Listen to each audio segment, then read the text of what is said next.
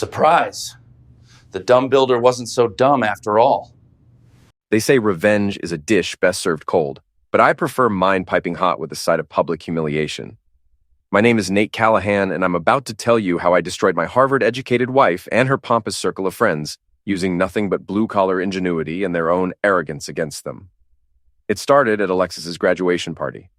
Picture this: a $40 million penthouse overlooking Central Park, crystal chandeliers worth more than my annual salary, and enough champagne to float a yacht.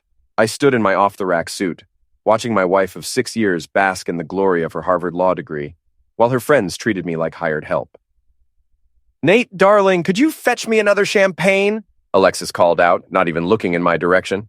She was holding court with her 3 best friends from law school: Madison, a blonde ice queen whose daddy owned half of Connecticut; Sophia, a brunette shark who could smell weakness from 3 blocks away; and Victoria, whose trust fund was bigger than most small countries' GDP. "Sure thing, honey," I replied, forcing a smile. As I walked toward the bar, I caught fragments of their conversation. "I still can't believe you married him," Madison whispered, loud enough for me to hear. "I mean, what does he do again? Construction?" "He's a project manager," Alexis corrected with a laugh that cut through me like broken glass. "But honestly, girls, sometimes I feel like I'm training a golden retriever. Sit, stay, fetch champagne." The 3 witches cackled like they'd just heard the joke of the century. I gripped the champagne bottle tighter, imagining it was Madison's perfectly sculpted neck. "At least he's useful for moving furniture," Sophia added. "Though I suppose you'll be trading up soon enough, now that you've got your degree and daddy's company." That's when Alexis's father, Richard Blackwood, stepped up to make his grand announcement. Richard was old money personified: silver hair, tailored suits that cost more than my truck, and the kind of confidence that comes from never hearing the word no. He tapped his crystal glass with a sterling silver spoon, and the room fell silent. "Ladies and gentlemen, tonight we celebrate not just my daughter's academic achievement, but her future. Effective immediately, Alexis will be taking over as vice president of Blackwood Industries with a clear path to CEO within 5 years." The crowd applauded politely.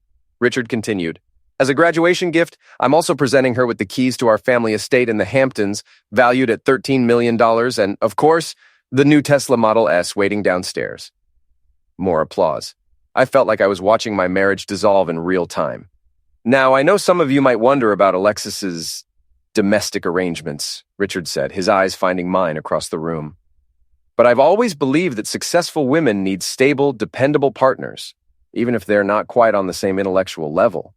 The room erupted in laughter. I wanted to crawl into a hole and die, but instead I just stood there, holding that damn champagne bottle like an idiot. That's when my only real friend at the party, Sal Torino, sidled up next to me. Sal was a fellow contractor, built like a brick house with hands that could crush walnuts and a heart bigger than Texas. "Jesus, Nate," he muttered under his breath. "How do you put up with this crap?" 6 years of practice," I replied, watching Alexis pose for photos with her new car keys. "Besides, what choice do I have? Look at her. Look at this life. I'm just the dumb Irish guy who got lucky." "Lucky?" Sal snorted. "Brother, you're surrounded by wolves in designer clothing, and your wife's the alpha of the pack." Before I could respond, a stranger appeared beside me. He was average height, forgettable face, the kind of guy who could disappear in a crowd of 3 people. He pressed a manila envelope into my hand. "Mr. Callahan," he whispered, "it's time to tell them who you really are." Then he vanished into the crowd like smoke. I stared at the envelope, my heart pounding. Inside, I could feel photographs and what seemed like documents. Part of me wanted to tear it open right there, but something told me to wait. I looked up to find Alexis watching me with curiosity. "What's that, darling?" "Nothing important," I lied, slipping the envelope into my jacket. "Just some work stuff." She shrugged and turned back to her friends, already dismissing me from her thoughts. That was Alexis, in a nutshell. Brilliant, beautiful, and utterly convinced that I was too stupid to be worth her full attention. As the party wound down, I helped clean up like the good little husband I was supposed to be. Madison cornered me near the kitchen, her perfect smile hiding razor-sharp teeth. "You know, Nate, you're really quite lucky," she said, running her manicured fingers along my arm. "Not many men get to marry so far above their station. I hope you appreciate what you have." "Oh, I do," I replied. "Every single day?" "Good, because women like Alexis have options. Lots of options. It would be a shame if she ever felt unfulfilled. The threat was subtle but clear. I nodded like the obedient dog they thought I was, but inside, something was burning. That envelope felt like it weighed 1,000 pounds in my jacket pocket. Later that night, back in our modest Brooklyn apartment, modest by their standards anyway, Alexis was practically glowing with excitement about her new position and inheritance. Can you believe it, Nate? $13 million, and the Tesla is absolutely gorgeous. I'm thinking of taking a long weekend in the Hamptons next week. You don't mind, do you? I know you'll be busy with your little construction project. My little construction project. Right. The 40-story office building I was managing, worth about $200 million. But sure, let's call it little. Whatever makes you happy, babe, I said, loosening my tie. You deserve it. She kissed my cheek absently, already scrolling through her phone. I'm so glad you understand.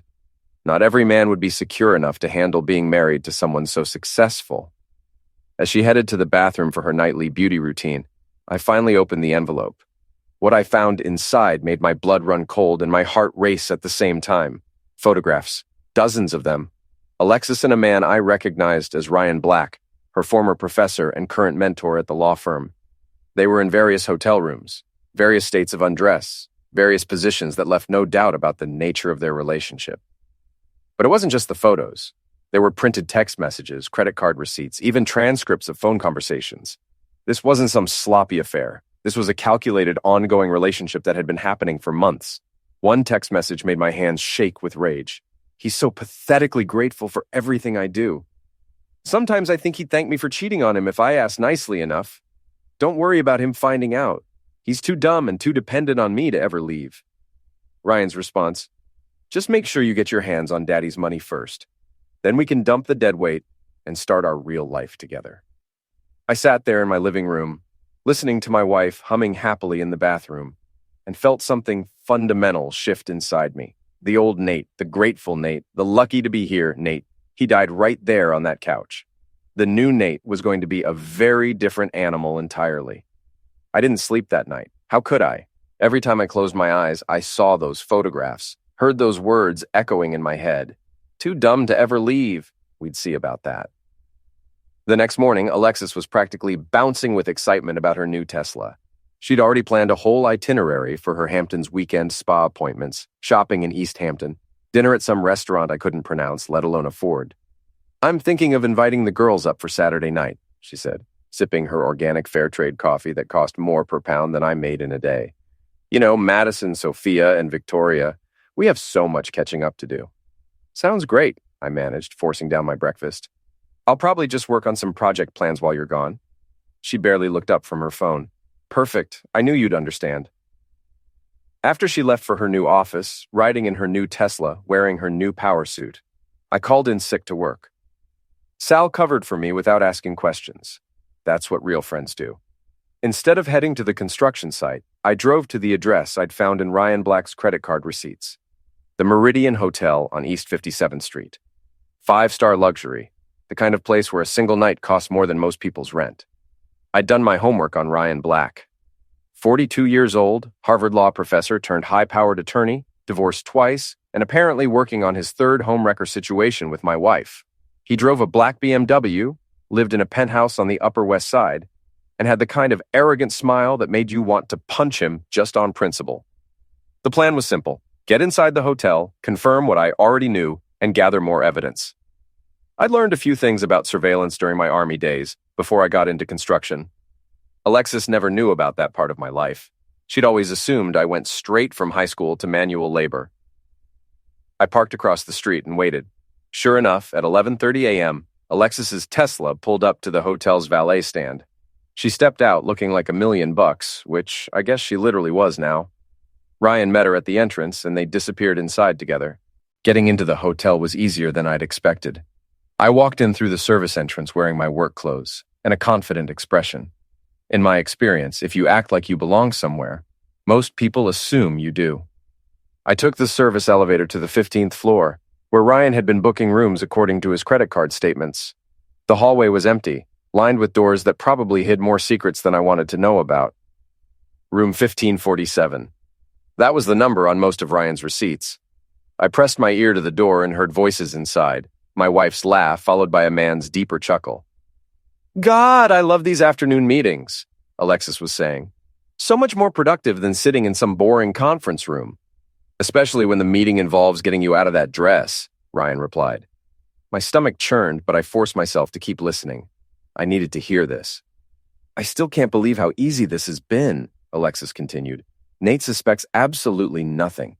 Sometimes I think he's actually grateful when I go away for the weekend. Gives him more time to play with his little toy trucks. They both laughed at that. My toy trucks. The multi-million-dollar construction equipment I operated every day. What about after the divorce? Ryan asked. Think he'll make it difficult? Please, he'll probably thank me for the memories and ask if there's anything else he can do to help. The man has no spine, no ambition, no prospects. I honestly don't know what I was thinking when I married him. You were thinking about stability while you got your degree, Ryan said. Now you don't need stability. You need an equal. Someone who can match your intellect and your ambition. Exactly. Besides, with Daddy's company and the inheritance, I'll be worth more than $50 million within 2 years. I can afford to upgrade my husband along with everything else. I'd heard enough, more than enough. I pulled out my phone and started recording, pressing it against the door. For the next 20 minutes, I captured every word, every laugh, every casual dismissal of our 6-year marriage. When I finally heard them starting to get dressed, I retreated to the stairwell. I waited until I saw them leave separately. Ryan first, then Alexis 15 minutes later, before I made my move. I'd noticed Ryan's BMW in the hotel parking garage. Beautiful car, probably cost more than I'd make in 3 years. It would be a shame if something happened to it. I didn't do anything dramatic. Just a small puncture in one of the rear tires, not enough to cause an accident, but enough to ruin his day. Then I removed the valve caps from the other 3 tires and let out just enough air to make the car handle like a shopping cart with a broken wheel. But the real masterpiece was what I did to the air conditioning system. I had a bag of shrimp in my truck left over from lunch, and they were starting to turn in the afternoon heat. I carefully placed them inside the air intake vents. In a few days, when the smell really started to develop, Ryan's beautiful BMW would become absolutely unbearable. It was petty, sure, but it felt good. Really good. That evening, Alexis came home later than usual, claiming she'd been networking with potential clients. She seemed distracted, checking her phone constantly. Everything okay? I asked, playing the concerned husband. Oh, fine, just some work drama, you know how it is. Actually, I didn't know how it was to cheat on my spouse and lie about it, but I nodded sympathetically anyway. By the way, she continued, I might need to work late a few more times this week. Big case coming up. You don't mind, do you? Of course not. Your career's important. She smiled and kissed my forehead like I was a child who just said something cute. This is why I married you, Nate. You're so understanding. Understanding? Right. Over the next 3 days, I followed them. I documented their routine, their meeting spots, their favorite restaurants. I learned that they'd been seeing each other for almost 8 months, that Ryan had been filling her head with ideas about leaving me even before her graduation, and that they'd already started looking at apartments together. But the real bombshell came when I hacked into Ryan's email account. It wasn't hard. The man used his birthday as his password, and his birthday was listed right there on his law firm's website. Amateur! What I found in his emails made my blood boil. Not only was he sleeping with my wife, but he'd been embezzling money from his law firm's client accounts. Small amounts, spread across multiple accounts. But it added up to nearly $200,000 over the past year. Ryan Black wasn't just a homewrecker. He was a thief. I printed everything. Every email, every bank statement, every piece of evidence that proved what he'd been doing. Then I started making copies and thinking about who might be interested in this information. The plan was starting to come together. But first, I needed to confront them directly. I needed to see their faces when they realized their dumb Mark wasn't as stupid as they thought. Friday evening, I followed Alexis to the Meridian Hotel again. This time, I didn't sneak around. I walked right up to the front desk in my best suit and asked for Ryan Black's room number. I'm sorry, sir, but we can't give out guest information, the desk clerk said. I slid a $50 bill across the counter. It's a surprise for my wife. She's up there with him right now, and I wanted to send up some champagne. The clerk looked around nervously, then pocketed the money. Room 1547. I took the elevator up, my heart pounding with anticipation. This was it, the moment of truth. I knocked on the door. Room service. Footsteps approached, and then the door opened. Ryan Black stood there in a hotel bathrobe, his hair messed up, looking annoyed. "We didn't order any—" He stopped mid-sentence when he saw my face. "Surprise," I said, pushing past him into the room. Alexis was sitting on the bed in a silk slip, her face going white as she saw me. For a moment, nobody spoke. The air in the room felt thick enough to cut with a knife. "Nate," Alexis finally stammered. "This isn't... We were just..." "Just what?" I asked calmly. "Just having another one of your productive afternoon meetings? Just planning my divorce while you screw my replacement?" Ryan found his voice. "Now look here, you can't just barge in." "Actually, I can." I pulled out my phone and started playing the recording from 3 days ago. Alexis's voice filled the room. "The man has no spine, no ambition, no prospects. I honestly don't know what I was thinking when I married him." Both of them stared at the phone like it was a live grenade. 6 years, I said quietly. 6 years I supported you through law school. 6 years I worked overtime to pay for your books, your clothes, your networking events. 6 years I listened to your friends mock me and pretended it didn't hurt. And this is how you repay me." Alexis tried to compose herself. "Nate, please, let me explain." "Explain what?" "How you've been planning to dump me the moment you got your hands on Daddy's money. How you and Professor Morality here have been laughing about how stupid and grateful I am." Ryan stepped forward, trying to look intimidating. "Listen, Callahan, these things happen. Alexis has outgrown you. The mature thing would be to step aside gracefully." I looked at him for a long moment, then started laughing, really laughing until tears ran down my face. "Step aside gracefully," I repeated. "That's rich, coming from a guy who's been embezzling from his law firm to pay for these little love nest sessions." The color drained from Ryan's face. "I don't know what you're talking about." I pulled out a folder full of printed emails and bank statements. "Sure you don't. $200,000, Ryan, skimmed from client accounts over the past year. I've got every transaction, every transfer, every forged signature." "You're bluffing," he said, but his voice shook. "Am I?" I tossed the folder on the bed. "Feel free to look through it. I've already sent copies to the State Bar Association, your law firm's senior partners, and the FBI's white-collar crime division. Should make for interesting reading." Alexis grabbed the folder and started flipping through it. Her face went from white to green. "Oh my God, Ryan, is this real?" "It's not what it looks like," he stammered. "It looks like you're a thief," I said. "Which makes my cheating wife an accessory after the fact, since you've been using stolen money to wine and dine her." The room fell silent, except for the sound of Alexis's panicked breathing. "Here's what's going to happen," I continued. "Alexis, you're going to pack your things and get out of our apartment. You can move in with your boyfriend here, assuming he's not in federal prison by next week. The divorce papers will be filed Monday morning, and since infidelity voids our prenuptial agreement, you won't be getting a penny from me." "You can't do this," Alexis whispered. "Watch me. Oh, and one more thing." I pulled out my phone again. "Say cheese." I snapped a photo of both of them before they could react. Ryan in his bathrobe, Alexis in her slip, both looking like they'd just seen their lives explode. "This goes viral in exactly 24 hours unless you both disappear from my life permanently. No contact, no lawyers, no attempts at reconciliation. Just gone." I headed for the door, then turned back one last time. "By the way, Ryan, you might want to get your car checked. I think there's something wrong with the air conditioning." I walked out of that hotel room feeling lighter than I had in years.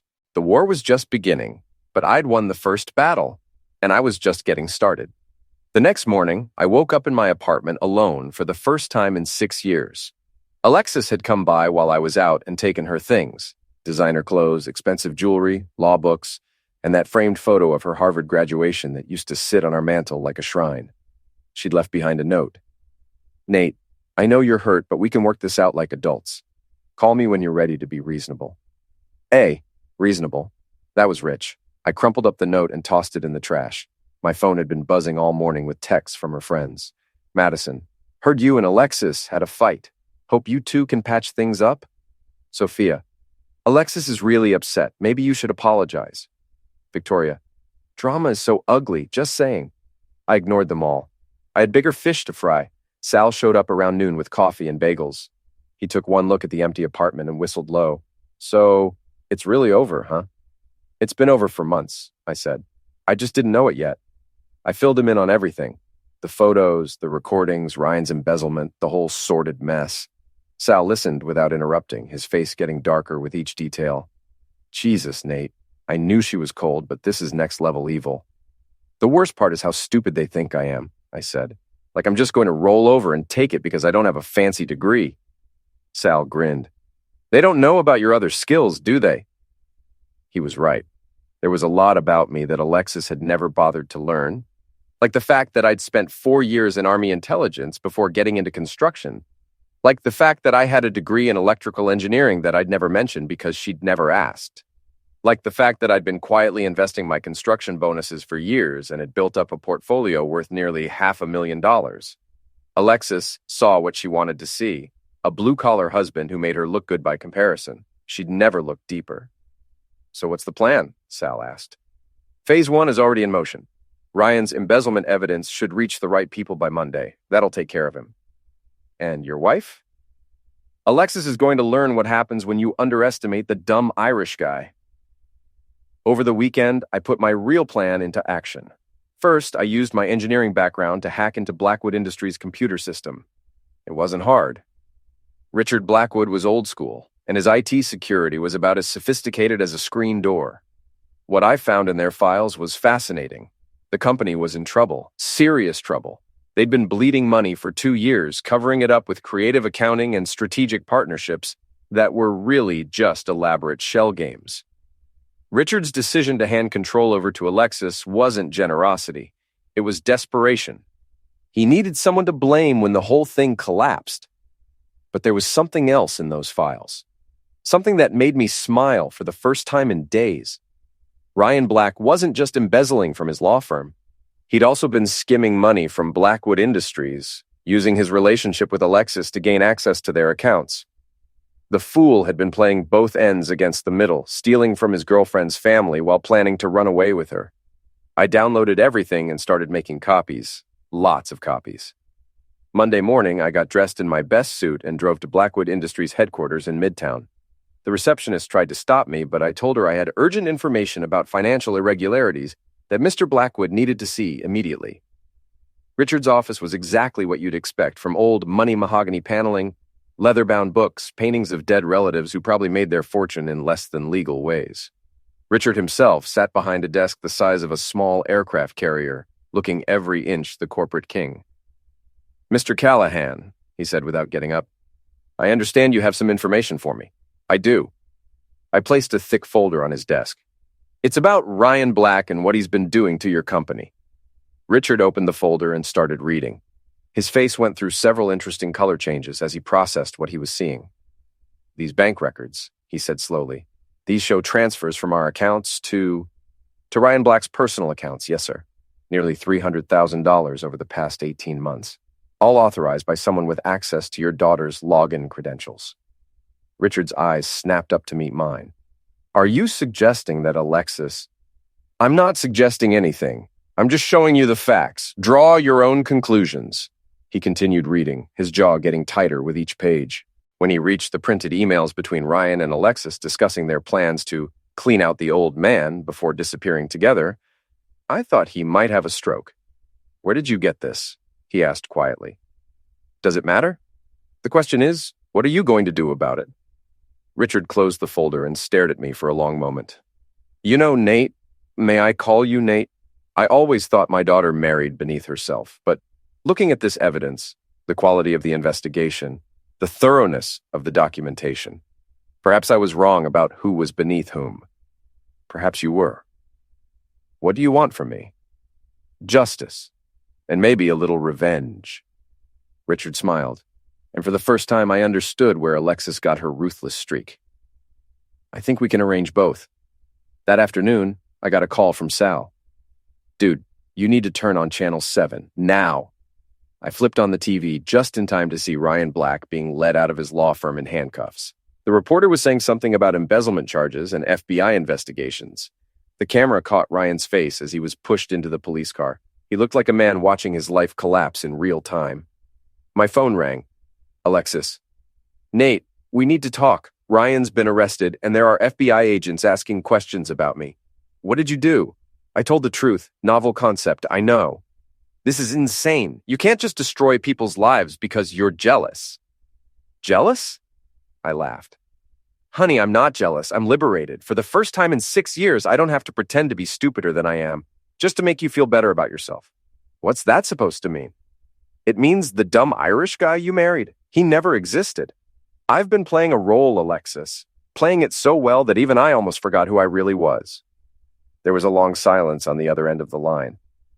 The divorce papers are being filed tomorrow, I continued. Since infidelity voids our prenup, you get nothing from me. And since your boyfriend was stealing from your family's company, using your access codes, you might want to call a lawyer. A different lawyer, one who's not in federal custody. You fool, she whispered. Maybe, but I'm a fool who's about to be very free and very happy. Can you say the same? I hung up and poured myself a beer. It tasted like victory, but I wasn't done yet. Not by a long shot. The next few days were a whirlwind of activity. Ryan's arrest made the local news, and the story of the cheating lawyer who embezzled from multiple sources started spreading through social media. I may have helped it along by creating a few anonymous accounts and sharing the story in some key places. Alexis tried calling me dozens of times, but I let them all go to voicemail. Her messages started out angry, then became pleading, then desperate. Apparently, the FBI was very interested in her role in Ryan's schemes, and her father had frozen her access to the company accounts pending a full investigation. Her 3 best friends started distancing themselves as soon as the scandal broke. Madison was the first to throw her under the bus, telling anyone who would listen that she'd always suspected something wasn't right about Alexis's relationship with that professor. Sophia and Victoria quickly followed suit, suddenly remembering all sorts of red flags they'd noticed, but never mentioned. It was beautiful to watch. These women who'd spent years mocking me for being beneath their social circle were now treating my soon-to-be ex-wife like she had a contagious disease. The coup de grace came on Thursday evening. I was having dinner at a sports bar near my construction site when I saw a familiar figure at the other end of the bar. Ryan Black, apparently out on bail, looking like he'd aged 10 years in a week. He saw me at the same time and started walking over. This should be interesting. "You son of a witch," he said, loud enough for half the bar to hear. "You destroyed my life." "No," I replied calmly, not even getting up from my stool. "You destroyed your life. I just documented it. You think you're so smart, don't you? The clever little construction worker who outsmarted the Harvard lawyers." "I don't think I'm smart, Ryan. I know I'm smart.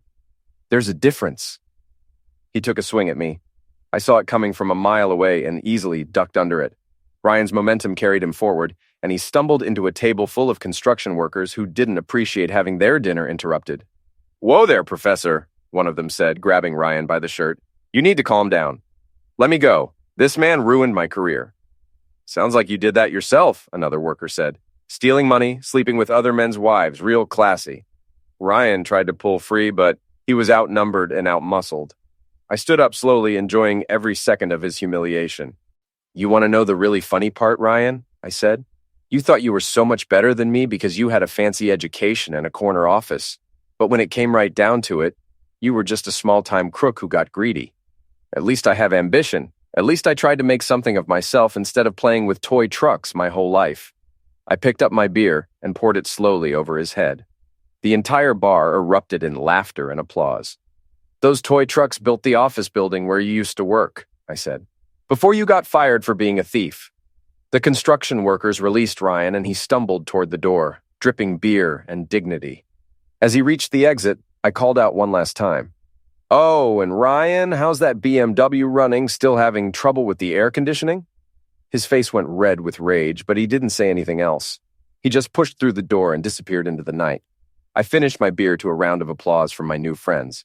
One of them, a crane operator named Mike, clapped me on the back. "That was beautiful, man. Absolutely beautiful. Thanks, but I'm not done yet." "What else you got planned?" I smiled and ordered another round for the house. "You'll see." The next phase of my revenge required patience and precision. Alexis had always prided herself on her social connections and her reputation in New York's legal circles.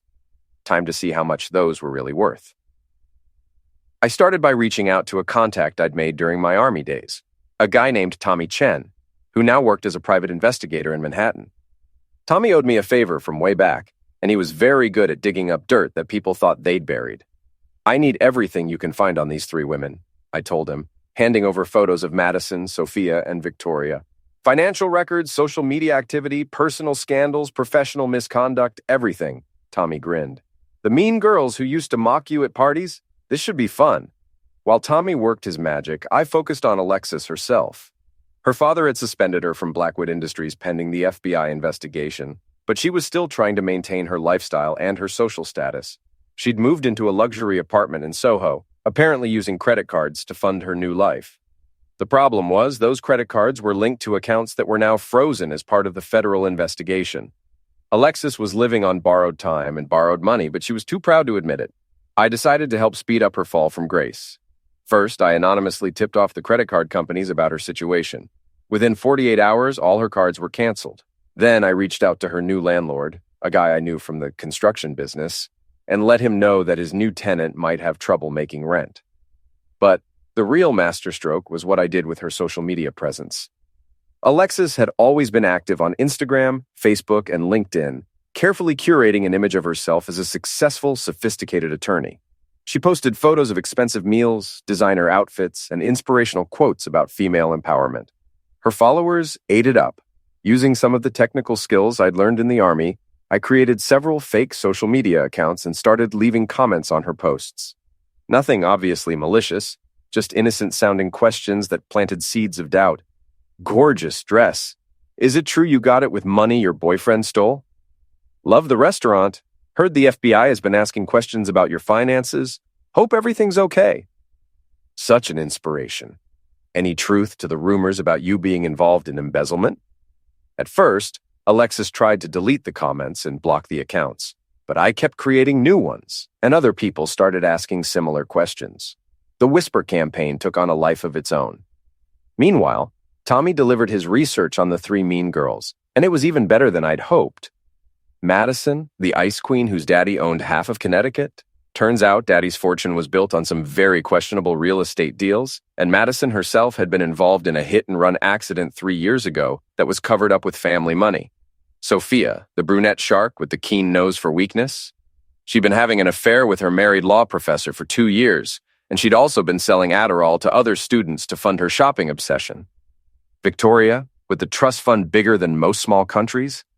The trust fund was real, but it came with a morality clause that would cut her off completely if she was ever involved in any kind of scandal. Her trustees took that clause very seriously. I sat on this information for a week waiting for the perfect moment to use it. That moment came when Alexis organized a girls' night at an upscale restaurant in Tribeca, apparently trying to rally her friends' support and rebuild her social circle. I wasn't invited, obviously, but I had my ways of keeping tabs on what happened. A waitress I knew from the construction site worked at that restaurant, and she was happy to keep me updated via text messages. According to Sarah, the waitress, the dinner started out tense. Madison, Sophia, and Victoria were clearly uncomfortable being seen in public with Alexis, given all the negative publicity surrounding her. But Alexis was desperate, and she pulled out all the stops trying to win them back. "This is all just a misunderstanding," she kept saying. "Ryan manipulated me. I'm the sufferer here." The three mean girls nodded sympathetically, but Sarah could tell they weren't buying it. They kept checking their phones and looking around the restaurant like they were afraid someone might recognize them. That's when I made my move. I'd prepared 3 manila envelopes, each one containing carefully selected pieces of information about one of the women. I had them delivered to the restaurant by messenger, addressed to each woman by name. Sarah texted me, "3 packages just arrived. The women are opening them now. Madison just went white as a sheet." I could picture the scene perfectly. Each woman opening her envelope to find evidence of her own secrets, her own scandals, her own vulnerabilities. The hit-and-run photos for Madison, the affair documentation for Sophia, the morality clause violation evidence for Victoria. Sarah's next text confirmed my expectations. Holy crap, they're turning on each other. Madison just accused Sophia of being a hypocrite. Sophia's yelling about glass houses and throwing stones. Victoria looks like she's going to throw up. But the best part was yet to come. Each envelope also contained a note. Your friend Alexis isn't the only one with secrets. Maybe you should think twice before judging others. A concerned observer. The implication was clear. Alexis had somehow obtained this information and was threatening to expose them if they didn't support her. It was brilliant misdirection, and it worked perfectly. Sarah's final text of the evening made me laugh out loud. All three of them just stormed out, leaving Alexis alone at the table. She's crying into her wine glass. Should I offer her tissues? I told Sarah to go ahead and offer the tissues. I wasn't completely heartless. The fallout from that dinner was swift and brutal. By the next morning, all three women had blocked Alexis on social media and were telling anyone who would listen that she was unstable and dangerous. Madison even filed a restraining order, claiming that Alexis was stalking her and threatening to release compromising information. Alexis tried calling me in a panic. Nate, something's happening. My friends think I'm blackmailing them, but I swear I'm not. Someone's setting me up. Gee, that's terrible, I said. Maybe you should call the police. I can't call the police. I'm already under investigation. Sounds like you're in quite a pickle. Good luck with that. I hung up and went back to work. I had a building to finish, after all. The next few weeks were like watching a slow-motion car crash. Alexis's reputation in New York's legal circles was completely destroyed. The story of the Harvard lawyer involved in an embezzlement scheme, abandoned by her friends and suspected of blackmail, became the kind of cautionary tale that people loved to share at cocktail parties. Her father cut off all contact with her, apparently convinced that she'd been complicit in Ryan's theft from the beginning. The FBI investigation was ongoing, and while they couldn't prove she'd actively participated in the embezzlement, the association was enough to make her unemployable at any reputable law firm. She was forced to move out of her Soho apartment and into a studio in Queens. The Tesla was repossessed. The designer wardrobe was sold on consignment. The Harvard law degree that had once been her golden ticket became a liability, a reminder of how far she'd fallen. But I wasn't satisfied yet. There was one more humiliation I had planned, one final public spectacle that would cement her downfall and my victory. Blackwood Industries held an annual charity gala every December, a black tie affair that attracted New York's business elite. It was the kind of event where deals were made, reputations were built, and social hierarchies were reinforced. Alexis had always loved that gala, loved being seen as the heir apparent to a business empire. This year, she wouldn't be invited, but I would be. Richard Blackwood had been so impressed with my detective work and my handling of the Ryan Black situation that he'd offered me a consulting position with his company. Nothing fancy, just helping to improve their security and investigate potential fraud. But it came with perks, including an invitation to the annual gala. I bought a tuxedo, a real one, not a rental, and prepared for the final act of my revenge. Alexis would be watching from the outside, probably seeing photos on social media, knowing that her former life was continuing without her. But I had something even better planned, something that would make this a night she'd never forget. The gala was everything I'd expected. Champagne, caviar, and enough pretension to choke a horse. I mingled with CEOs and politicians, investment bankers, and real estate moguls, all of them treating me with the respect that came with Richard Blackwood's endorsement. At one point during the evening, Richard asked me to say a few words to the crowd about corporate security and the importance of vigilance against internal threats. I took the microphone and looked out at the sea of tuxedos and evening gowns. Ladies and gentlemen, I began, 6 months ago, many of you knew me as the construction worker who married above his station, the blue-collar husband who was lucky to be included in your social circles. A few people chuckled, remembering those old dynamics. But tonight I want to talk about the danger of underestimating people based on their background or their education level. Because sometimes the person you dismiss as just a construction worker might be the one who saves your company from a sophisticated embezzlement scheme. I went on to tell the story, carefully edited to protect certain details, of how I'd uncovered Ryan Black's theft and prevented further damage to Blackwood Industries. I talked about the importance of looking beyond surface appearances and recognizing that intelligence and integrity come in many forms. The audience was captivated. Here was a real-life David and Goliath story, told by David himself. When I finished, the applause was thunderous. Richard took the microphone back and announced that Blackwood Industries was promoting me to Director of Security with a salary that was triple what I'd been making in construction. As the evening wound down, I stepped out onto the hotel's terrace for some fresh air. That's when I saw her. Alexis was standing across the street, partially hidden behind a parked car, staring up at the hotel. She was wearing a cheap coat over what looked like a discount store dress, her hair pulled back in a simple ponytail. The transformation was startling, from Manhattan socialite to struggling single woman in less than 6 months. Our eyes met across the distance. Even from that far away, I could see the pain and defeat in her expression. For a moment, I almost felt sorry for her, but then I remembered 6 years of condescension, 6 years of being treated like a grateful pet, 6 years of listening to her friends mock my intelligence and my ambitions. I remembered the hotel room recordings, the cruel laughter, the casual dismissal of our marriage. I raised my champagne glass in a mock toast, then turned and walked back into the party. I had a new life to celebrate, and she was no longer part of it. The war was over. I had won completely and decisively. But there was still one final battle to fight. 3 days after the gala, Alexis finally snapped. I was working late at my new office in Blackwood Industries, a corner suite with a view of Central Park, a far cry from my old construction trailer, when security called to tell me there was a disturbance at my apartment building. "What kind of disturbance?" I asked. "A woman claiming to be your wife, sir. She's demanding to speak with you and refusing to leave the lobby. The building manager asked if we should call the police." "No need. I'll handle it." I drove to Brooklyn, curious to see what Alexis wanted. I found her in the lobby of my building, looking like she hadn't slept in days. Her hair was unwashed, her clothes were wrinkled, and there was a wild desperation in her eyes that I'd never seen before. "Nate," she said when she saw me. "Finally, we need to talk." "No, we don't.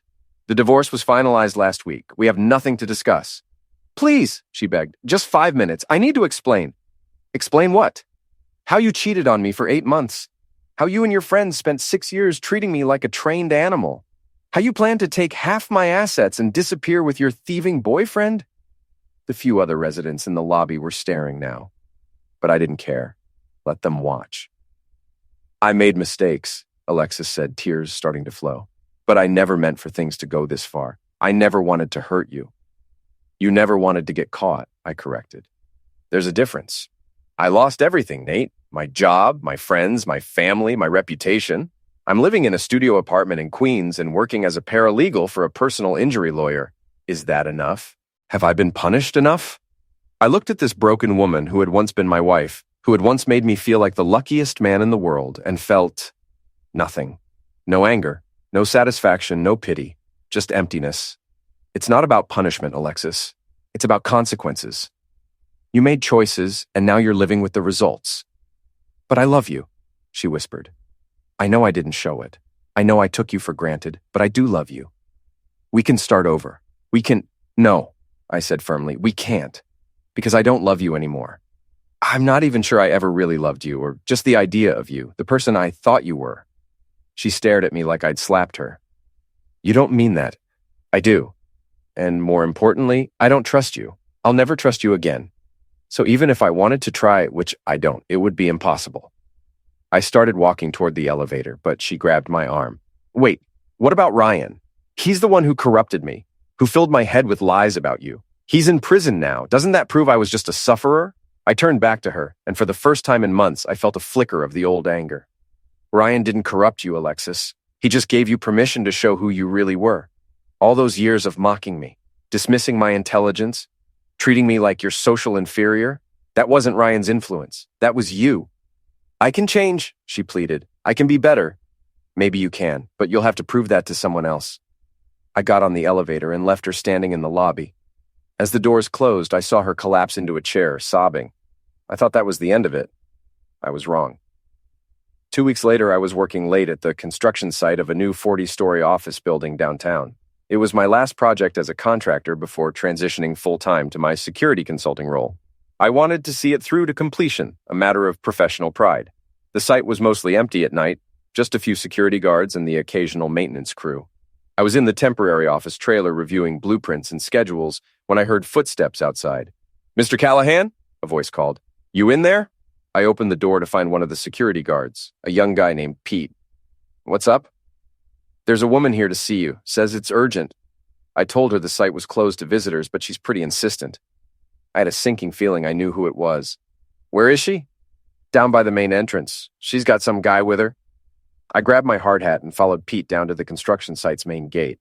Sure enough, there was Alexis, and standing next to her was a man I didn't recognize. He was tall, well-dressed, with the kind of confident posture that screamed money and privilege. "Nate!" Alexis called out when she saw me. Thank you for seeing us. I didn't agree to see you. Pete, how did they get past the perimeter? The security guard looked embarrassed. The lady said she was your wife and she had some kind of emergency. I thought, she's my ex-wife, and whatever emergency she thinks she has isn't my problem anymore. The man with a Lexus stepped forward. Mr. Callahan, my name is James Morrison. I'm an attorney representing Miss Blackwood. Miss Callahan, I corrected. She kept my name in the divorce. Miss Callahan, then. We're here because my client believes there are some irregularities in how the divorce settlement was handled. I laughed. Irregularities? Your client committed infidelity, which voided our prenuptial agreement. She gets nothing. That's not irregular, that's justice. Nevertheless, we believe there are grounds for an appeal, particularly given your aggressive investigation methods. My legal investigation methods, I emphasized. Everything I did was completely within the bounds of the law. Alexis spoke up. Nate, please, I just want what's fair.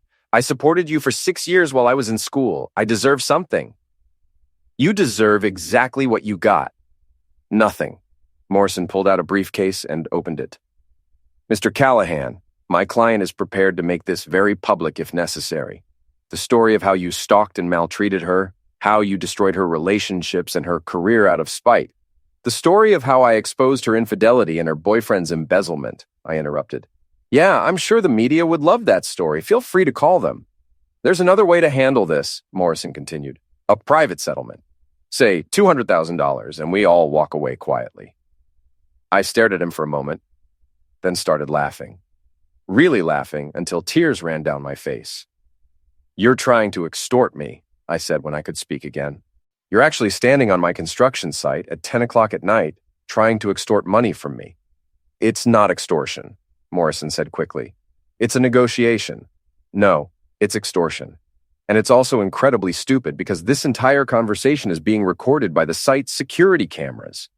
Both Alexis and Morrison looked around nervously, suddenly noticing the cameras mounted on light poles throughout the construction site. Pete, I called to the security guard, please call the police. Tell them we have 2 people on the site who are attempting extortion. Wait, Alexis said desperately. Don't do this, Nate. Please. Do what? Report a crime? Why shouldn't I? Because I'm pregnant. The words hit me like a physical blow.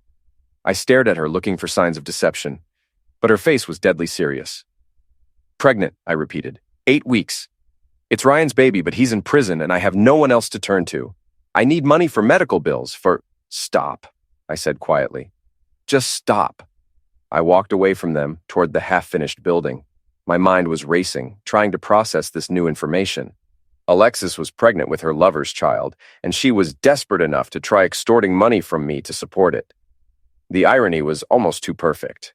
The woman who had mocked me for 6 years, who had treated me like I was beneath her, was now begging me for help, raising another man's baby. I heard footsteps behind me and turned to see Alexis following. Morrison had stayed by the gate, apparently smart enough to recognize that this was no longer a legal matter. Nate, she said softly, I know this is a lot to ask. You're right, I said. It is a lot to ask. It's insane to ask. I don't have anyone else. My father won't speak to me. My friends have all turned their backs on me. And Ryan is in federal prison. You're the only person who might what? Might be stupid enough to pay for your mistakes? Might be grateful enough for 6 years of psychological misuse to open my wallet? Might be kind enough to help someone who used to mean something to you? I looked at her standing there in the harsh light of the construction site floods, her designer clothes replaced by discount store purchases, her perfectly styled hair now limp and unwashed. 6 months ago, she had been the queen of her social circle, the heir to a business empire, the woman who had everything. Now she was a disgraced ex-lawyer, pregnant and alone, reduced to extorting her ex-husband for survival money. You want to know something funny? I said. For 6 years, I would have done anything for you. Anything. If you had asked me to help raise another man's child, I probably would have said yes, because I loved you that much. Hope flickered in her eyes. But you never asked, I continued. You never asked for my help, my opinion, my support. You just took what you wanted and mocked me for being grateful. And now, when you finally need something from me, you don't ask for it. You try to extort it. The hope died. That tells me everything I need to know about who you really are, Alexis. Even now, even when you're desperate and alone and pregnant, you still think you're entitled to something from me. You still think I owe you. I don't think, yes, you do. You think that because you're in trouble, because you're scared, because you made bad choices and now you're facing the consequences. Somehow that creates an obligation for me to bail you out. But it doesn't. I started walking back toward the gate. Alexis followed, crying now. Please, Nate, I'm begging you. I'll do anything. There's nothing you can do, nothing you can say, nothing you can offer me that I want. You made your choice 8 months ago when you decided to cheat on me. You made it again when you mocked me to your friends. You made it a third time when you planned to divorce me and take half my assets. And you made it tonight when you tried to extort money from me instead of simply asking for help. We reached the gate where Morrison was waiting nervously. In the distance, I could hear police sirens approaching. The police will be here in a few minutes, I told them. I suggest you leave before they arrive, unless you want to explain to them why you're on a private construction site trying to extort money from the owner. Morrison grabbed Alexis by the arm. We need to go, now. But Alexis pulled free and faced me one last time. I'm sorry, she said, for all of it, for cheating, for lying, for treating you badly. I'm truly, genuinely sorry. For a moment, I saw a glimpse of the woman I had fallen in love with 7 years ago. The woman who had been brilliant and ambitious, but also warm and funny. The woman who had made me believe that love could conquer any obstacle, bridge any gap. But that woman was gone, had been gone for years, probably. This broken person standing in front of me was just wearing her face. I believe you, I said, but it doesn't matter anymore. Some things can't be fixed with apologies. The police cars pulled up to the gate, their red and blue lights painting the construction site in alternating colors. Morrison immediately started walking toward them, his hands raised, ready to explain that this was all a misunderstanding. But Alexis just stood there, staring at me with tears streaming down her face. I loved you, she whispered. I know I didn't show it, but I did love you. Maybe you did, I said, but you loved yourself more. You always did. The police officers approached, and Morrison launched into his explanation about how they were just leaving, how there had been a miscommunication, how his client was going through a difficult time and had made some poor choices. One of the officers looked at me. Do you want to press charges, Mr. Callahan? I looked at Alexis one last time. She was pregnant, alone, and facing a future that would be nothing like the one she had planned.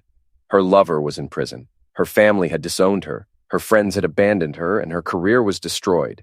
She had lost everything, just as I had planned. My revenge was complete. No, I said.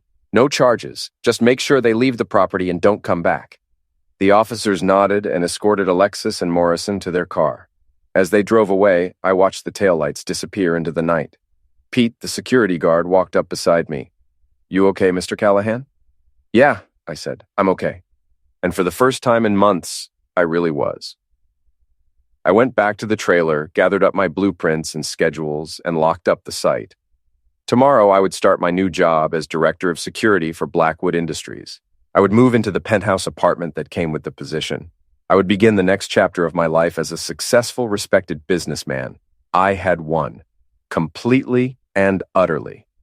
As I drove home through the empty streets of Brooklyn, I thought about the man I had been 6 months ago, the grateful husband who accepted condescension as love, who allowed himself to be diminished so that his wife could feel superior.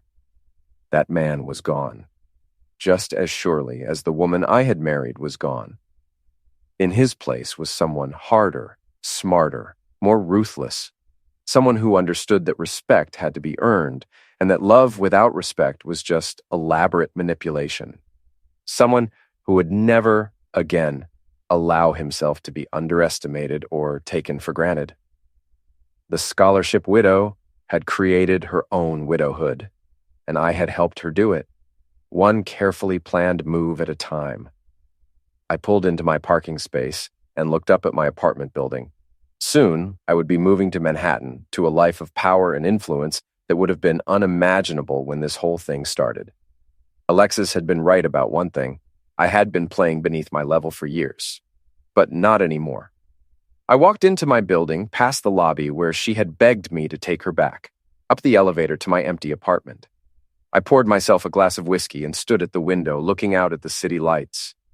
Somewhere out there, Alexis was probably crying herself to sleep in her studio apartment in Queens, wondering how her perfect life had fallen apart so completely. Somewhere else, Ryan Black was lying on a prison cot, counting the years until his release. And here I was, the dumb Irish construction worker who had outsmarted them all. I raised my glass in a final toast to the man I used to be, then drank it down and went to bed. Tomorrow would bring new challenges, new opportunities, new victories. But tonight, the war was finally over, and I had won.